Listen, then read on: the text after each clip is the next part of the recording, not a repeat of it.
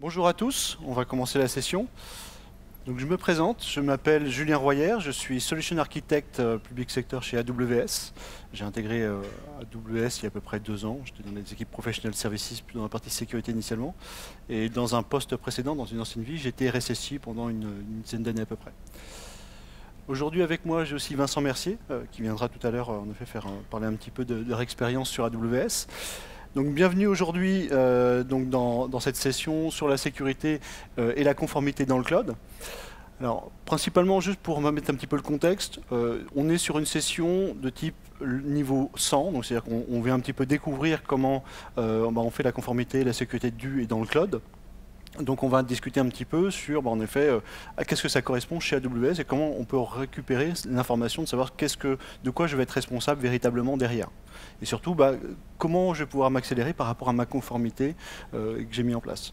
Donc ce qui est important de noter, c'est qu'on va en parler plusieurs fois, j'aurai un slide même dédié dessus, c'est la sécurité pour AWS, c'est job zéro. C'est-à-dire qu'on considère qu'on n'a pas l'opportunité de faire du business avec nos clients à partir du moment où on n'a pas la sécurité nécessaire. Donc on va discuter un tout petit peu sur la partie sécurité aujourd'hui. Alors, j'aime bien commencer par une petite question. À votre avis, et je le fais à main levée, qui, en effet, du cochon ou du requin, représente le plus gros risque? Donc qui vote pour le requin? Qui vote pour le cochon? Comme un peu plus pour le cochon. Alors, bien sûr, c'est le requin qui a l'air le plus dangereux. N'empêche que dans la réalité, les informations de CDC, en même temps, ça veut dire ce que ça veut dire, c'est des rapports faits par un organisme américain, donc il n'y a pas beaucoup d'eau aux États-Unis, enfin à part sur les bords. C'est-à-dire qu'aux États-Unis, et de manière générale, pour les Américains, il y a 1 mort par an dû au requin, alors qu'il y en a combien? Plus de 52 tués par des mammifères, hors accident de la route. Donc on parle bien des morts, des gens qui potentiellement sont dans des fermes, etc. Donc le risque, il est vraiment remis au bon endroit ici. C'est-à-dire qu'on sait qu'il y a un danger, que si je vais dans l'eau, j'ai des requins. N'empêche que dans la réalité, là on ne se rend pas compte, mais il y a beaucoup plus de gens qui meurent liés à des cochons, des mammifères de manière générale. Pour remettre un petit peu on va dire les choses à leur place, j'ai remis un petit peu les plus grosses brèches de données qu'on peut retrouver un petit peu sur Internet. Donc là, j'ai pas mis la source, mais en effet, vous pouvez très facilement retrouver sur les World's Biggest Data Breach. On voit que de plus en plus de brèches de données sont en effet en train d'arriver. Ça, c'est un état de fait. On voit de plus en plus d'entreprises qui annoncent en effet que c'est visible. Des fois, on se demande si c'est le fait que maintenant ils l'annoncent, alors qu'avant c'était peut-être déjà le cas. En tout cas, ce qu'on voit, c'est massivement, vous avez de plus en plus de données sensibles qui sont potentiellement arrivées. Alors, je vous fais un état de fait sensible parce que ce qui est important de comprendre, c'est que vous n'êtes pas à l'abri. Dans le sens où même les entreprises de sécurité se sont déjà fait hacker. Alors, là, j'ai mis RSA, VeriSign, on a aussi toute la partie NSA, le Visa, DigiNotar, qui a fait faillite, si vous vous souvenez, sur la partie gestion des certificats DNS. Toutes ces entreprises-là, leur job à eux, c'était de faire de la sécurité et de travailler autour de la sécurité. Pourtant, elles ont été pénétrées. Donc, la question, c'est pas de savoir si un jour vous allez être pénétré ou pas, ça c'est certain. Soit vous l'avez déjà été, et vous le serez peut-être à nouveau, soit en effet, ça va arriver de manière générale, ça arrive tout le temps. Donc là, plutôt la question de savoir à un moment donné comment vous gérez votre sécurité, c'est quelle est votre responsabilité par rapport à celle-ci, mais surtout comment vous allez réagir par rapport à un incident. Et les techniques d'attaque, de manière générale, elles sont assez simples. C'est un peu toujours les mêmes. On va retrouver en effet des vulnérabilités, qu'elles ne soient pas patchées ou qu'elles n'aient pas été encore découvertes, mais on a aussi toute la partie erreur humaine, donc des problèmes de configuration. On va retrouver des mots de passe faibles, de l'ingénierie sociale avec des gens qui vous appellent, vous demandent un mot de passe. J'en ai déjà eu quand j'étais RSSI, des gens qui se font passer pour le responsable financier et qui veut absolument faire payer une partie, une expense par chèque, et c'est quelque part à l'extérieur de l'Europe. On a tous eu ça. Et puis surtout, on a des menaces internes aussi. Des gens, des employés qui potentiellement ne sont pas contents. Qui sait qu'il n'y a pas eu un administrateur un jour qui s'est fait virer et qui a décidé de casser des trucs derrière. Si ce n'est pas dans votre entreprise, vous en avez déjà entendu parler parce que ça fait toujours les journaux. La conformité, ça vous permet un petit peu de résoudre un petit peu, pas tous ces problèmes-là, mais au moins d'avoir déjà un niveau en disant je veux avoir quelque chose, je veux mettre quelque chose en place, et je veux faire en sorte que ce soit conforme à ce que je désire mettre en place. Donc en fait, ce que vous allez chercher, c'est plutôt les déviations. Donc comme je disais, pour AWS, la sécurité, c'est le job zéro. Alors, je vais aller même plus loin. C'est-à-dire qu'on va considérer, et systématiquement, même en opérationnel, c'est-à-dire que régulièrement, on a des requêtes disant ah, je suis bonjour, tel client, je voudrais voir apparaître une nouvelle fonctionnalité sur un service typiquement comme S3 ou IAM. Et ben, en effet, il y a une forte pression potentiellement pour qu'une nouvelle feature elle sorte. N'empêche que c'est expliqué très fortement en interne. Toutes les nouvelles features, ça arrive, mais pas avant qu'il y ait le niveau de sécurité suffisant. Donc on a une notion en fait dans la culture où tout le monde en fait est responsable de la sécurité. Et principalement parce que notre sujet à nous, en fait, c'est de faire face à la menace la plus importante que vous pouvez trouver. La menace la plus importante que vous pouvez trouver, mais en général, c'est l'humain. Donc l'idée d'AWS, c'est de dire à un moment donné, bah, on a potentiellement des employés, on a potentiellement des données clients avec des données sensibles ou pas sensibles, ce que vous voulez, en tout cas des données qui appartiennent aux clients. Ce qu'on ne veut pas, c'est que les deux se retrouvent au même endroit. Donc on sépare en effet les humains des données clients. C'est-à-dire qu'on a au bout, au milieu, une sorte de robot, des scripts, des automates en fait qui sont certifiés, certifiables, audités, auditables aussi là-dessus, qui permet de dire, en effet, je passe par ce moyen-là pour accéder à potentiellement le service S3, plutôt que de passer dessus directement, je vais lancer un automate qui me permet de récupérer des instances en production, mais d'abord l'automate aura vidé de toutes données sensibles dessus, et donc ça permet en fait à faire une administration sans avoir d'accès direct aux données. D'accord ? Donc c'est vraiment ça qu'il y a derrière. Donc ça fait partie pour nous de l'ADN, en effet, de la boîte, de la culture de l'entreprise. Je le disais tout à l'heure, vous n'allez pas venir s'il n'y a pas la sécurité en place, s'il n'y a pas le niveau de sécurité. Mais on se doit en effet d'apporter un niveau de sécurité en fonction de ce que vous avez. C'est-à-dire que si vous êtes une entreprise qui, je sais pas, qui est publiquement très ouverte, des informations, je sais pas, des recettes de cuisine qui ne sont pas forcément, c'est votre bien, mais vous n'avez pas forcément les sécurités très très fort. Ou si vous êtes en effet une entreprise avec des données personnelles, il faut que vous ayez la capacité sur le cloud, sur AWS, de venir et dire voici là où je veux mettre le niveau de sécurité en fonction de là où j'ai besoin. Et c'est ce qu'on va vous permettre sur tous les services. On a bien sûr beaucoup de certifications sur AWS. On a, alors, les plus connus sont SOC 1, SOC 2, SOC 3, sachant que le SOC 2 est en effet la plus utilisée en termes de référentiel, parce qu'il y a beaucoup de contrôles, et surtout les rapports sont accessibles sur Artifact, qui est un site en fait sur AWS.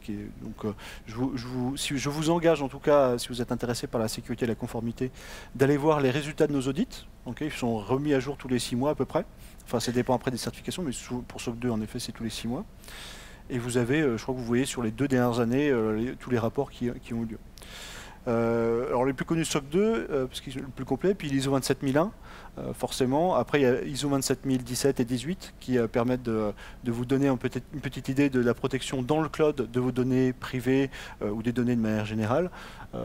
On donne en fait un panel de certifications qui vous permet, vous, en fait, d'aller chercher derrière une certification. Par exemple, là on parle d'ISO 27001 ou PCI DSS, d'ailleurs on peut prendre. Si vous créez une application et vous souhaitez la faire certifier ISO 27001, c'est plus facile si vous avez un socle qui est déjà, on va dire, certifié, parce que vous n'avez pas besoin de le recertifier. Donc ça ne veut pas dire que ce que vous allez construire va être automatiquement, ça veut dire que vous allez vous simplifier toute votre capacité de gestion et d'audit. D'accord ? Donc tout ça, actuellement, c'est disponible sur le site Artifact que j'ai noté là. Notez que quand vous allez aller dessus, vous allez avoir un NDA à signer pour dire je veux accéder et voir le rapport d'audit, où est-ce qu'on en est. Mais surtout, vous allez pouvoir voir après dedans, dans les rapports, en effet, qu'est-ce qu'ont trouvé les auditeurs, s'ils ont trouvé ou pas des choses, et surtout voir comment est-ce qu'on y a remédié par la suite. Donc vous avez toute cette visibilité-là qu'on donne. Parce que dans la réalité, il y a toujours des clients qui souhaitent aller visiter les data centers AWS. On a des millions de clients. À part si on en fait une attraction Disney, ça va être difficile d'aller montrer nos data centers directement. Donc on a un site public qui montre les data centers comment on les protège en termes de sécurité. Et après, derrière, tous nos contrôles, on a à peu près 1900 contrôles de sécurité. On les décrit, ils sont décrits dans les audits. Sur la partie par exemple PCI DSS, donc là on a un petit exemple en fait qui sont des quick start. On a créé, alors forcément AWS ne va pas vous accompagner pour créer votre propre application PCI DSS compliant sur AWS. Par contre, on a quand même la connaissance et on a l'expérience de clients qui y sont allés.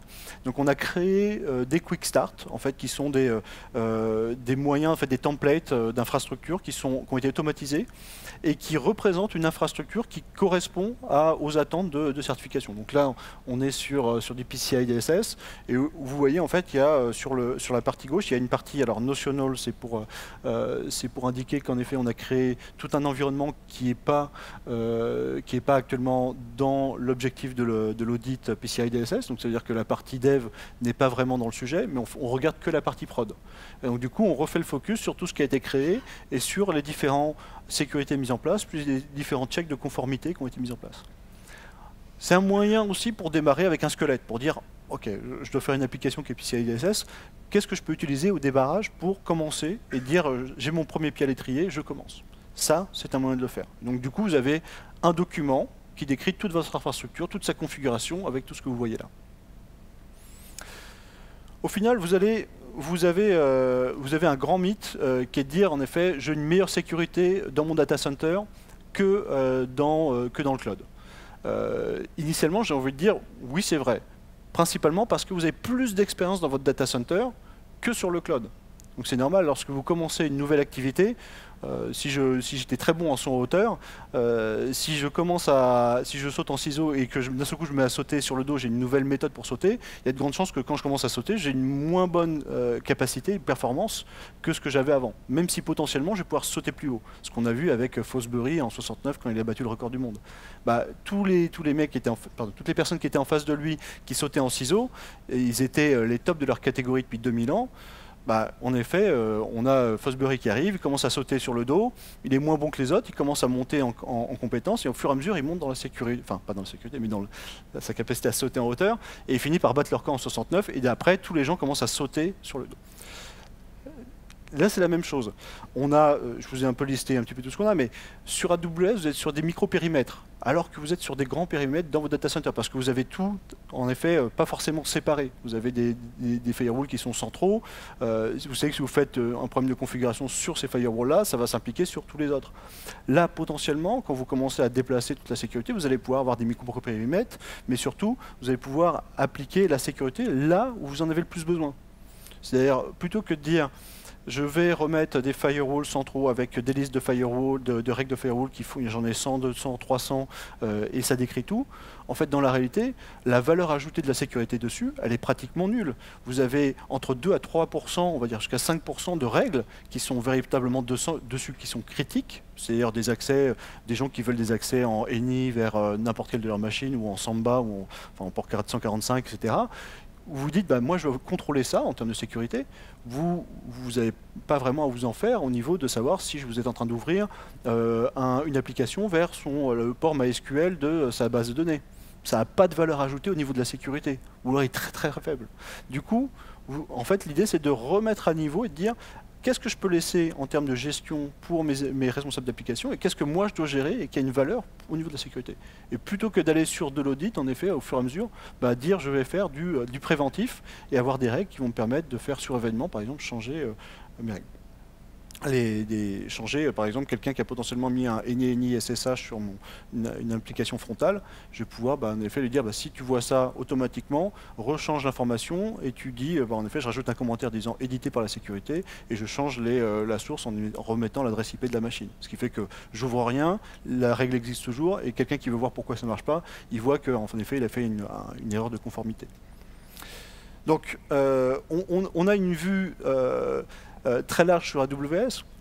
J'en parlais avec des clients il y a quelques instants encore, mais il n'y a pas de Shadow IT sur AWS. Vous avez une base de données, vous avez une CMDB qui est à jour.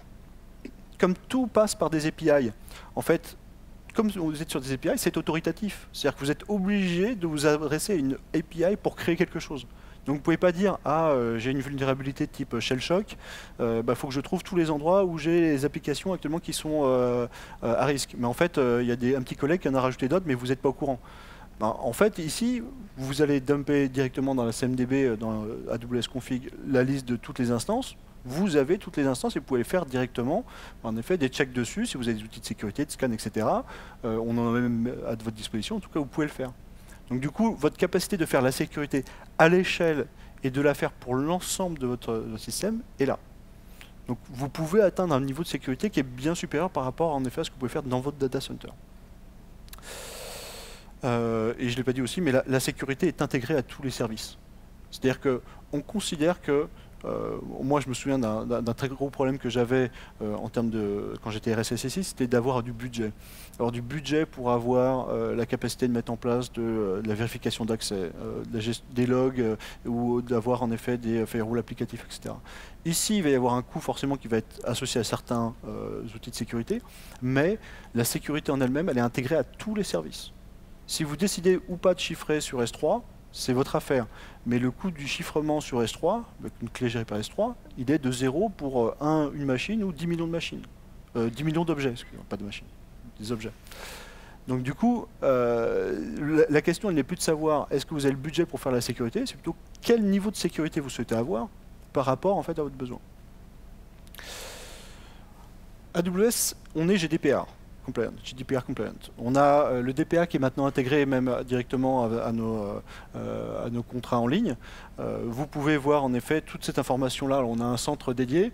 Je vous conseille d'aller voir toute la partie DPA en effet, qui indique en effet toutes les conditions et puis comment on fonctionne vis-à-vis en effet de la fourniture d'informations en effet ou comment est-ce qu'on agit en termes d'échange. Je vous rappelle qu'AWS n'échange pas vos données ou vos informations avec qui que ce soit. C'est important de rappeler. Mais là, ici, au moins, vous avez en effet plein d'informations en termes de... on a un white paper qui est très complet pour expliquer comment est-ce qu'on fait la protection des données personnelles sur le cloud. Et vous pouvez utiliser nos services pour faire des applications qui sont GDPR compliant. N'empêche que ce n'est pas juste en utilisant des services AWS que vous allez être conforme à la GDPR. Il faut en effet que vous ayez mis en place correctement le niveau de sécurité, le niveau d'autorisation, etc., qui correspond à ce que vous avez besoin. J'en parlais un petit peu tout à l'heure, mais les avantages d'avoir une API, ils sont énormes. En fait, j'ai parlé du côté autoritatif. En effet, autoritatif, c'est que vous êtes obligé de passer par l'API pour aller poser vos questions et créer quoi que ce soit. Mais au-delà de ça, vous avez toute la partie auditable. C'est-à-dire qu'une fois que vous avez des actions en effet qui passent par les API, c'est-à-dire que tout ce que vous êtes en train de créer, en train de dire je veux lancer une instance, je veux l'arrêter, je veux actuellement changer la configuration de S3 au niveau de la sécurité, toutes ces actions-là sont loguées et sont auditables de votre côté. C'est-à-dire que vous avez accès à toutes ces informations-là. Tous les API calls sur AWS, vous allez pouvoir les loguer et les auditer par la suite. Donc vous avez une véritable visibilité et de dire à un moment donné, je suis capable de reproduire tout ce qui s'est passé par avant. Sécurisé dans le sens où on a intégré l'authentification à toutes nos API et vous allez avoir besoin de droits spécifiques, c'est-à-dire avoir un utilisateur ou des clés d'accès pour pouvoir accéder aux différentes API. Il n'y a pas une API actuellement sur laquelle vous pouvez lancer et dire je ne m'authentifie pas et ça se passera automatiquement. À part si vous mettez bien sûr un bucket S3 en accès visible à tout le monde et que vous le transformez en bucket, en site web. Mais c'est une exception, mais dans le sens où vous êtes plus sur un service plutôt que sur une API. Rapide, alors je ne sais pas si beaucoup de gens ont utilisé déjà la CLI, mais la CLI, ça se lit très facilement. Je veux faire un AWS S3 CP, je fais une copie de fichiers AWS 3 LS, je vais faire un liste de tous les buckets actuellement qu'il y a sur S3, et ainsi de suite. C'est-à-dire qu'on a pris pour nous de dire les API doivent être capables, vous pouvez les lire en fait, et elles doivent être comprises très facilement. Donc ça, en effet, même quelqu'un qui ne fait pas de code serait capable de lire une commande en effet AWS et de dire ok, je comprends que ça correspond à tel service, il est en train de faire telle chose avec telle configuration dedans. Précis bien sûr parce que ça définit surtout l'état de toute votre infrastructure, c'est-à-dire qu'à un moment T, vous allez pouvoir dire je veux avoir un snapshot de tout ce que j'ai.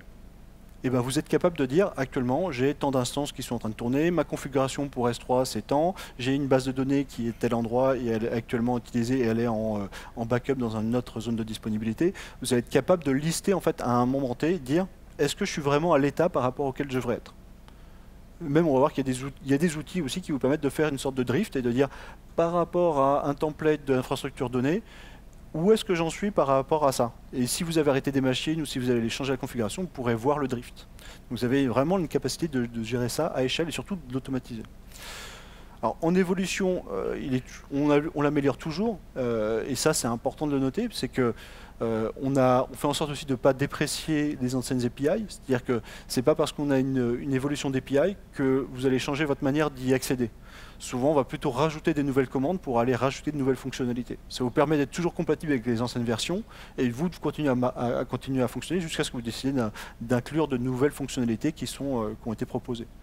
Ça fait partie en effet des services qui sont proposés parce que en effet c'est là où on veut aller.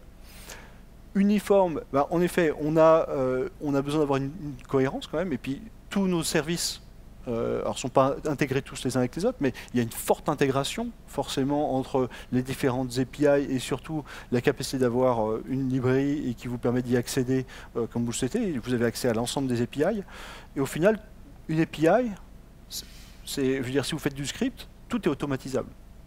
Donc c'est-à-dire que tout ce que vous allez faire en infrastructure, ça peut être potentiellement de l'infrastructure as a code, mais aussi au niveau sécurité, vous allez pouvoir écrire tout ce que vous souhaitez en termes de conformité, dire je voudrais vérifier que je ne mets pas à disposition de bucket S3 avec des données qui ne seraient pas chiffrées dedans. Et si jamais ça arrive, bah, vous pouvez rechiffrer à la volée, ou alors même bah, vous dites juste bah, en effet je détruis les objets dedans parce que je veux pas que ça arrive. C'est un peu violent, mais vous pouvez le faire. Donc vous allez pouvoir faire votre conformité comme vous le souhaitez, et surtout sur événement.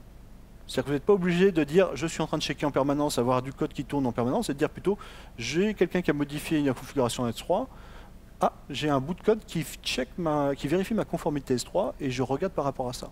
Et par rapport à ça, vous allez pouvoir dire ah, j'ai un écart, je vais faire une action spécifique ou pas. Je vais notifier quelqu'un, ou alors je fais en plus une action supplémentaire. Et puis la garantie de sécurité, je compare encore la partie dans les data centers et sur AWS, mais en effet, tous nos services sont accrédités. C'est-à-dire que vous avez une certification qu'ils ont sur chacun, ou en tout cas ceux qui ont été certifiés. Il y a une liste en effet de tous les par service, par certification, pour savoir en effet si le service que vous allez utiliser a été certifié ou pas. Donc regardez bien les nouveaux services par exemple qui sortent, ils ne sont pas systématiquement certifiés. Il faut toujours au moins 6 mois qu'ils tournent pour qu'ils le soient. Mais souvent, certains, ça fait déjà un moment qu'ils le sont, et donc ils reçoivent la certification au moment où ils deviennent visibles. Mais surtout, ils ont un contrôle continu dessus. Et je le compare à la partie sécurité dans les data centers. Vous ne pouvez pas faire de contrôle continu sur votre infrastructure. Vous le faites soit par applicatif, soit en effet vous allez faire un audit spécifique sur le firewall central ou alors dans un data center spécifique. Vous ne pouvez pas tout faire à la fois parce que vous êtes des humains. Et c'est pas une vulnérabilité en soi d'être un humain, c'est pas un problème. Mais le fait est que il n'y a pas beaucoup de gens dans la sécurité parce que ça demande un certain niveau de compétence et surtout faut être pluridisciplinaire. Et du coup, avoir la capacité d'avoir des gens qui soient capables d'évaluer et d'auditer par exemple un data center, il n'y en a pas beaucoup. Et ça prend du temps. Donc s'appuyer sur quelque chose d'automatisé, d'automatisable, plutôt derrière, bah, en effet, ça a un meilleur impact pour vous et surtout vous avez une vraie valeur ajoutée. Parce que faire un audit, c'est sympa d'aller dire j'ai dit qu'il fallait mettre ça en place, mais maintenant il faut que j'aille le vérifier. C'est pas vraiment la belle part du métier de la sécurité. C'est pas là où vous montrez que vous avez quelque chose de vraiment fort et intéressant à vendre. Alors que si vous avez quelque chose qui peut le faire automatiquement pour vous, là, vous êtes dans la valeur ajoutée. Parce que ce que vous allez apporter à l'entreprise, c'est vraiment quelque chose de neuf. Vous avez une approche conformité en effet basée sur des scénarios, en effet, pour toutes les applications. Et parce que vous avez en effet une conformité qui va être à échelle, et surtout, vous allez pouvoir intégrer en fait votre sécurité à tout. Si vous avez des applications sur lesquelles vous découvrez par exemple un problème de conformité en disant ah oui, ça on n'avait pas pensé à ce modèle-là, eh ben, c'est juste un morceau de code. C'est-à-dire que vous le mettez à jour et potentiellement, là, vous êtes en train d'activer pour l'ensemble de vos applications, et pas juste à un bout, à un endroit. Donc c'est-à-dire que le travail que vous faites là, c'est un travail que vous allez systématiquement réutiliser. Donc il y a une forte valeur à dire je veux y aller, c'est ça que je veux faire. Alors l'innovation de la sécurité en plus, on sort de nouveaux produits de sécurité et surtout on améliore notre sécurité au fur et à mesure du temps. On a nos services sous-jacents, en effet S3, on a changé plusieurs fois en effet de technologie derrière. On améliore au fur et à mesure les technologies aussi en fonction des problèmes de sécurité qui sont rencontrés, des problèmes aussi business ou métiers qu'on peut rencontrer. Mais la sécurité, elle est importante, c'est un facteur important pour nous de changement. Parce que si on voit qu'on n'a pas le niveau de sécurité et que les gens n'ont plus confiance, en effet, on va aller plus loin. Je prends l'exemple de l'hyperviseur. Beaucoup de gens, quand Meltdown est sorti, en effet, disaient oui, mais dans le cloud, il y a tout qui est partagé, donc les gens peuvent accéder à tout. On a quand même des options pour vous protéger, pour faire en sorte que soit vous soyez sur des instances dédiées, ou vous êtes tout seul dessus, et même on allait plus loin maintenant, on a installé des hyperviseurs sur des plaques, sur des interfaces dédiées. C'est-à-dire que vous n'avez plus un hyperviseur qui tourne potentiellement sur la machine, et à côté, vous avez une instance qui va tourner dans potentiellement son environnement de mémoire. Vous avez des hyperviseurs physiques avec des ASIC spécifiques, protégés en accès, sur lequel on a retiré même DOM0. DOM0, c'est la capacité de se connecter en SSH dessus. Donc potentiellement, il n'y a personne qui peut aller, il n'y a pas un administrateur qui peut dire je me connecte en SSH sur un hyperviseur et je peux rebondir sur une instance virtuelle derrière. Ça n'existe pas. Donc du coup, cette approche par exemple de Meltdown, etc., n'a pas d'impact pour nous sur les nouvelles instances. Forcément, sur les anciennes, on a dû les patcher, etc. Et du coup, plutôt que, en effet, d'avoir une sécurité sur laquelle vous êtes toujours en mode, vous n'avez pas assez de personnel, vous avez toujours de plus en plus d'incidents et de moins en moins de personnes pour y répondre, vous êtes plutôt systématiquement sur de la réactivité plutôt que de la proactivité. Et au moins là, vous allez avoir un fort travail initial entre guillemets, pour créer votre environnement de conformité à mettre en place, mais surtout vous allez pouvoir en effet faire un vrai focus sur la proactivité et aller sur la prévention. Et dire de quoi j'ai besoin actuellement pour en effet éviter que ça arrive. Et du coup, utiliser un système, ou plutôt un incident, pour aller répercuter un REX, un retour d'expérience, et l'appliquer du coup sur l'ensemble des applications, c'est priceless. Du coup, je reviens sur quelque chose sur lequel on parle beaucoup chez AWS. Je reparle de l'innovation. Forcément, sécurité et innovation, c'est toujours un peu dur à avoir les deux ensemble parce qu'on n'aime pas trop ce qui innove, parce que si ça innove, on ne contrôle pas. Mais en même temps, si ça innove pas, on ne fait pas d'argent. Donc on nous pousse un peu à aller sur l'innovation. Mais un point important pour nous, en tout cas experts de la sécurité, je pense que c'est de savoir que quand AWS dit je sors de nouvelles features tous les ans, on voit que ça s'accélère avec le rythme, mais on a 30% des features qui sortent par an qui sont sur la sécurité. On fait un focus très fort sur ce point-là. Ce n'est pas une vue de l'esprit. Vous pouvez regarder directement sur les nouveautés qu'on a sorties durant le mois dernier. Il y en a un énorme paquet qui sont sur la sécurité. Et donc, on pousse ça très fortement. Donc l'idée ici, c'est pas de dire l'innovation c'est bien, c'est mal, mais plutôt de dire en effet comment je peux accélérer ça. Et face à ce mur de services, on est un peu démuni parce qu'on ne peut pas connaître tous les services et le sécuriser. Donc à un moment donné, il faut commencer petit, mais surtout il faut commencer à une vitesse connue. Et on a un modèle de responsabilité qui vous permet d'aller un peu plus vite en termes de compréhension du niveau de sécurité à mettre en place. Et le niveau de responsabilité ici qui est présenté, alors c'est un niveau de responsabilité qui est basé plutôt sur de l'infrastructure, d'accord. Donc on est sur des services d'infrastructure type comme EC2, par exemple des instances virtuelles. En effet, vous allez voir que AWS il va être responsable sur toute la partie gestion globale d'infrastructure, donc les zones de disponibilité, les régions, les locations, mais surtout sur toute la partie compute, storage, database et networking. Donc on va être responsable de tout ça. Par contre, c'est vous qui êtes responsable de savoir si vous faites tourner du Linux, si vous faites tourner du Windows, si vous mettez à jour vos patchs, si vous mettez une application, et puis comment vous donnez l'autorisation à cette instance. D'accord? Ça, c'est de votre responsabilité. Si vous décidez en effet d'avoir une machine qui est accessible depuis Internet, c'est pas nous qui allons le décider pour vous. On va quand même vous mettre des warnings partout dans la configuration, en disant est-ce que c'est sûr que tu veux faire ça? Mais par contre, en effet, nous, on va s'assurer que le service EC2, il est bien protégé par rapport à des attaques. D'accord? L'API, on va faire en sorte de la protéger. Mais c'est vous qui définissez et configurez ce que vous voulez faire.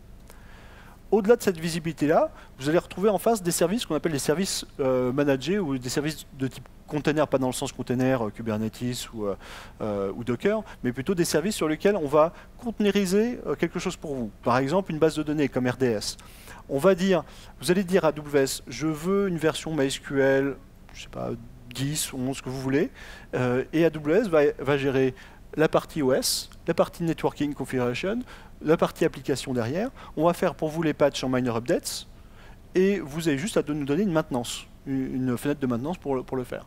Par contre, c'est vous qui définissez en effet les security groups pour accéder à votre base de données, c'est vous qui allez définir l'utilisateur pour vous connecter à la base de données et puis comment ça fonctionne à l'intérieur. Donc par contre, vous voyez que, en effet, vous n'avez plus à vous occuper de savoir sur quel OS ça tourne derrière et comment il est sécurisé. C'est nous qui allons le gérer. Après ça, vous avez ce qu'on appelle des services abstraits, comme S3, c'est-à-dire j'ai accès à un service, je ne vais pas exactement lui dire ce que j'ai de besoin derrière, parce qu'en fait, il n'y a pas de numéro de version ou autre chose, c'est j'utilise S3 pour faire du stockage. On va prendre en charge le côté élasticité, disponibilité, accès, pas dans le sens accès, mais plutôt mise à disposition du système d'accès, et vous, tout ce que vous avez à gérer, c'est dire quels objets je vais mettre dedans, avec quelle autorisation et qui a droit à accès. Donc vous faites vraiment le focus au final sur votre responsabilité qui est de dire qui a le droit d'accéder à ces informations. Donc en fonction du type de service que vous allez avoir une responsabilité qui va varier. D'accord ?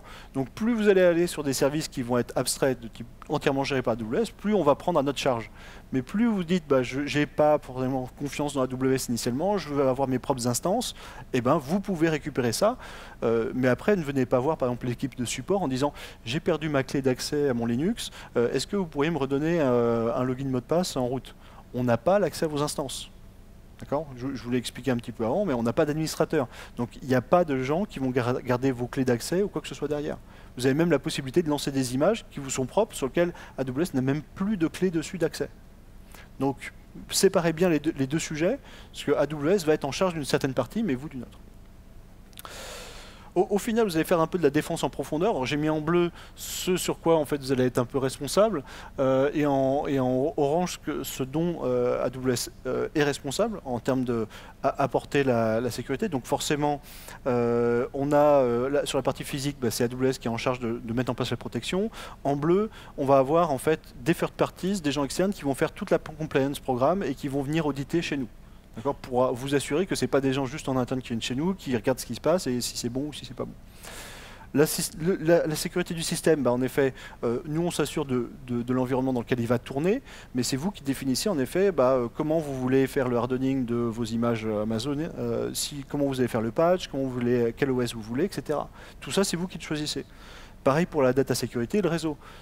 Au final, c'est vous qui faites toute la configuration, nous on vous apporte juste la configuration pour le faire. Donc au final, j'ai envie de dire, il y a un dernier point qui est plus lié à la privacy. On en a parlé un petit peu avant. Alors je ne vous ai pas fait la démonstration de ce qu'est une région exactement chez AWS, mais vous avez vu qu'on a plusieurs régions. Mais ce qui est important de comprendre, c'est que sur AWS, on a une forte notion de privacy qui est importante. Et on la respecte chez les clients. C'est-à-dire que si vous décidez d'aller sur Paris, ou d'aller en Irlande, ou à Francfort, les données que vous allez y mettre, c'est vous qui les mettez. Et on ne va pas les bouger. Alors forcément, on a des outils qui permettent par exemple de prendre vos données et de les recopier par exemple de la France vers l'Irlande. Mais ça, c'est des outils qui sont disponibles pour vous à les configurer. Ce n'est pas nous qui allons décider, au fait je vais prendre ces données et je vais les copier ailleurs. De base, vos données, quand vous les mettez dans une région, elles ne sortent pas de la région.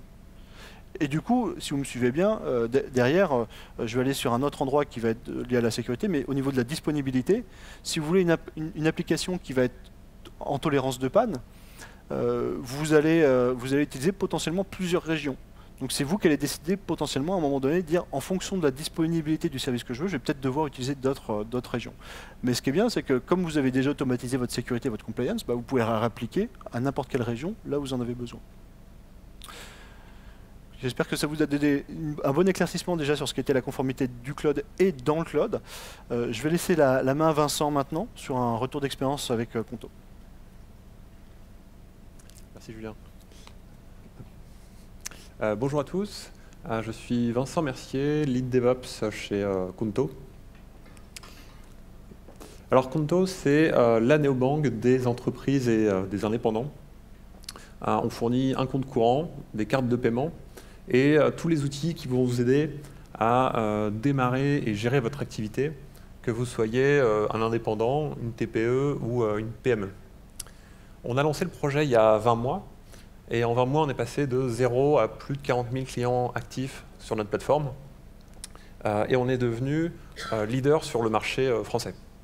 Alors nos objectifs, c'est évidemment d'aller encore plus loin, puisqu'on est en train de développer nos services à l'international, et plus particulièrement de déployer en Allemagne, en Italie et en Espagne, pour là aussi apporter une nouveauté dans les services bancaires qui sont proposés aux entreprises.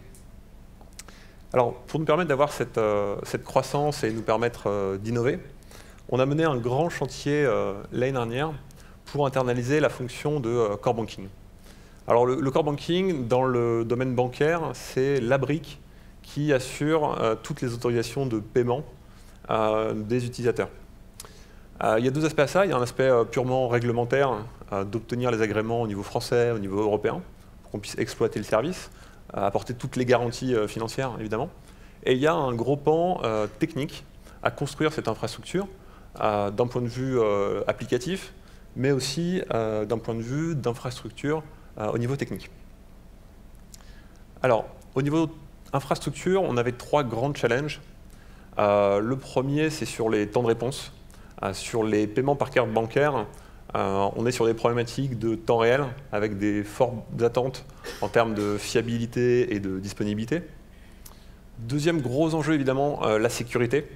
À partir du moment où on va manipuler des informations de carte bancaire, on va rentrer dans le scope PCI DSS. Si vous faites du e-commerce, vous avez peut-être déjà entendu parler de PCI DSS. C'est le standard imposé par les réseaux Visa, Mastercard, qui vont vous importer un certain nombre de règles de sécurité et de conformité à mettre en place, qui peuvent rapidement devenir assez pénibles à déployer sur votre infrastructure. Et enfin, le troisième aspect, c'est bien d'être les premiers à se déployer en Europe. Et du coup, on a un vrai besoin de pouvoir déployer et d'itérer rapidement sur nos applications et notre infrastructure. Et ça se fait au travers des bonnes pratiques, que sont les architectures microservices, le déploiement continu, l'infrastructure gérée comme des projets de développement. Et sur ces points-là, les outils Amazon nous ont aidés à créer notre infrastructure et nous aident au quotidien à assurer la sécurité et la conformité. Le premier point, c'est que la plupart des services Amazon sont certifiés PCI DSS. Donc évidemment, dans notre cas, c'était un atout majeur, puisque ça nous a permis de déployer simplement nos services sur une infrastructure qui, plus globalement, est certifiée PCI DSS. On va pouvoir déléguer cette partie à Amazon pour vraiment nous orienter sur notre métier, la plus-value. Un exemple qui illustre vraiment ce propos, on fournit à nos clients la possibilité de générer des cartes bancaires virtuelles. Ça vous permet de donner des moyens de paiement à vos équipes. Ça évite le traditionnel, va voir le comptable ou va voir le chef d'entreprise, il va te donner sa carte pour qu'on puisse en faire. Donc, le pendant de ça, c'est qu'on permet à nos clients de créer des cartes bancaires virtuelles. Et en plus, on va leur afficher les informations, le numéro de carte, les dates d'expiration, le code secret. Donc c'est évidemment un élément super sensible de notre plateforme. Et pour réduire notre périmètre au maximum, on a fait le choix de concevoir ce service dans une fonction lambda qui va s'intégrer sur d'autres composants Amazon qui font partie de la chaîne PCI DSS. Et en utilisant des services comme Secret Manager ou System Config, on va même pouvoir déporter toutes les informations sensibles dans des outils comme KMS qui vont permettre de chiffrer l'ensemble des informations. Et c'est des systèmes qu'on va pouvoir auditer par la suite. Donc il y a une grande partie qui est, je dirais, dans le choix des services et le design de l'infrastructure. Mais on a aussi un certain nombre d'outils plus orientés sécurité qui nous accompagnent au quotidien. Le premier outil sur lequel je voudrais revenir, c'est Trusted Advisor. C'est le premier outil qu'on a utilisé chez Conto. Il nous donne une vision très macro de notre niveau de sécurité et d'usage des bonnes pratiques. Premiers éléments qu'il va nous donner, c'est des informations très macro sur nos politiques de sécurité. Typiquement, est-ce qu'on a des security groups, donc des règles de firewall, qui sont cohérentes? Est-ce qu'elles ne sont pas un peu trop permissives?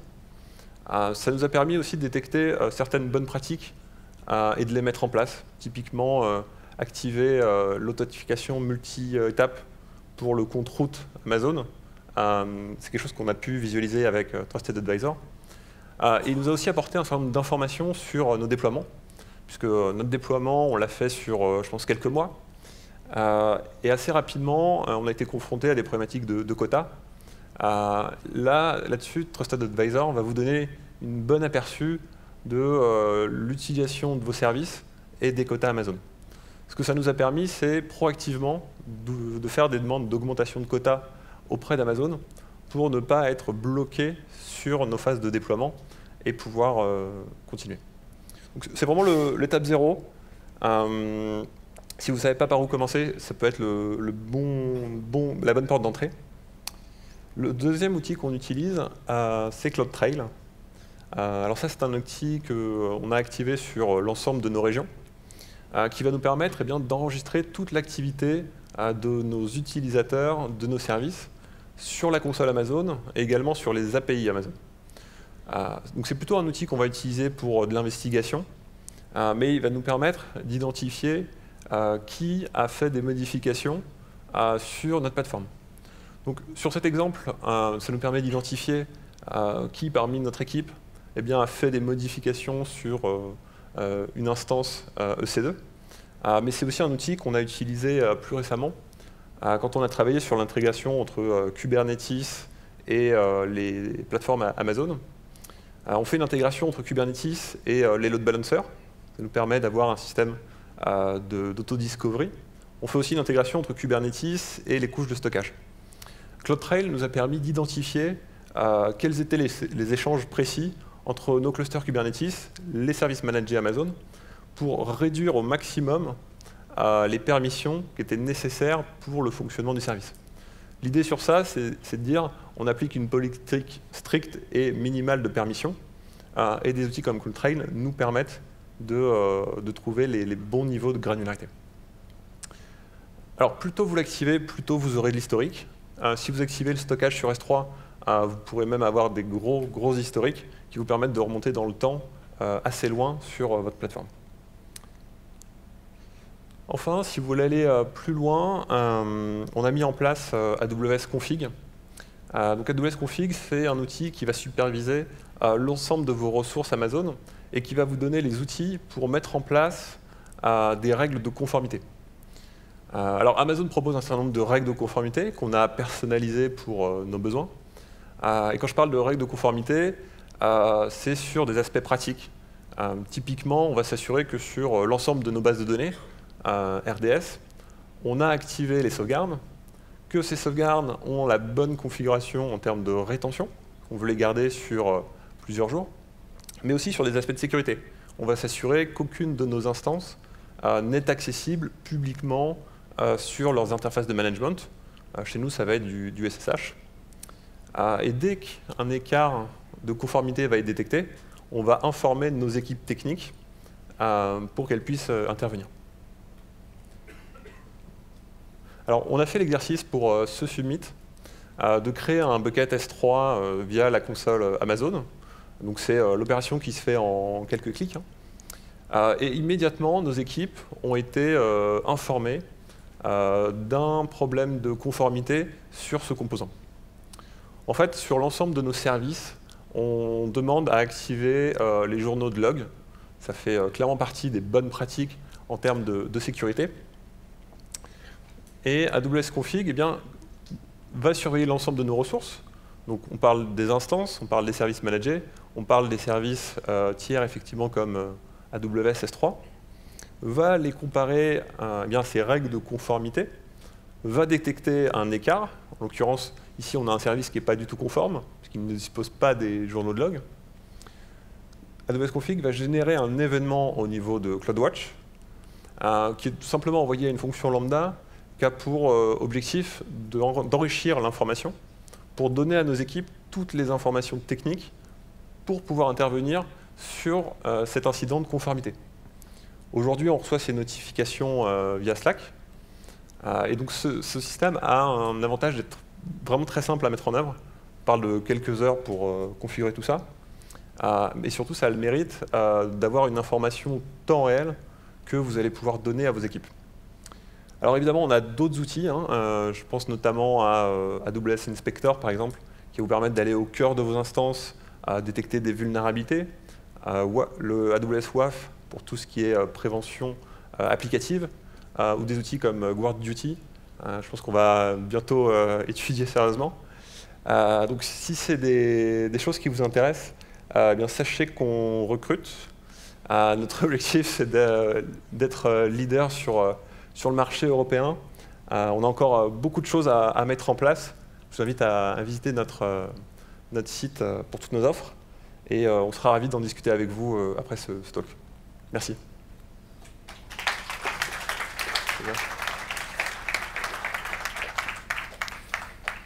Merci bien. Écoutez, j'espère que vous avez fait un bon tour de la sécurité avec nous. N'hésitez pas à remplir le questionnaire de satisfaction sur la session. Si ça vous intéresse aussi, cet après-midi, j'ai une session sur la partie sécurité, sur l'authentification, donc sur la gestion de l'identité et des accès sur AWS. Merci.